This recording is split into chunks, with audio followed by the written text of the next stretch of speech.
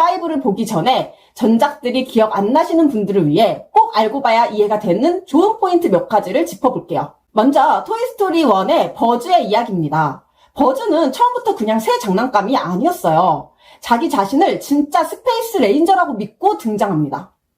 우디는 자기 자리를 위협받고 버즈는 현실도 모른 채 당당해요. 근데 토이스토리 1의 핵심은 누가 더 멋진 장난감인가가 아닙니다. 서로 경쟁하던 둘이 결국 서로를 이해하고 친구가 되는 이야기예요. 버즈는 자기가 장난감이라는 현실을 받아들이게 되고 우디는 버즈를 경쟁자가 아니라 친구로 받아들이게 되죠. 그러니까 토이스토리 1은 장난감의 모험담이면서 동시에 우정의 시작을 다루는 이야기입니다.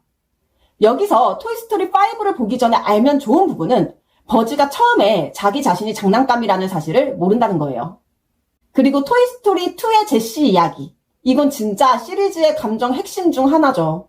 제시는 한때 정말 사랑받던 장난감이었지만 주인이 커가면서 점점 멀어지고 결국 떠나보내집니다.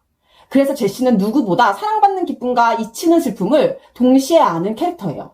근데 중요한 건 그렇게 상처를 겪고도 제시는 다시 사랑받는 쪽으로 간다는 거예요. 다시 아이를 웃게 해주고 싶어 하고 다시 누군가의 장난감이 되고 싶어 합니다. 이게 제시의 진짜 강함이에요. 겁이 없어서 강한 게 아니라 상처를 알면서도 다시 마음을 여는 캐릭터라서 강한 거죠. 여기서 토이스토리 5를 보기 전에 알면 좋은 부분은 제시가 이미 버려짐에 대한 기억이 있는 장난감이라는 점입니다. 그리고 토이스토리 3에서 장난감들이 보니에게 가는 이야기. 이건 진짜 너무 중요합니다. 앤디가 대학에 가게 되면서 장난감들은 미래를 걱정하죠. 그리고 결국 보니에게 가게 됩니다. 근데 이 장면이 중요한 이유는 그냥 주인이 바뀌는 이야기가 아니기 때문이에요. 이건 한 아이의 추억이 다른 아이의 상상력으로 이어지는 순간입니다. 버려지는 게 아니라 이어지는 거예요. 그래서 토이스토리 3의 마지막은 너무 슬프면서도 너무 따뜻하죠. 앤디가 자기 어린 시절을 보니에게 조심스럽게 넘겨주는 느낌이 있으니까요. 그래서 토이스토리 5의 주인공은 앤디가 아니라 보니입니다.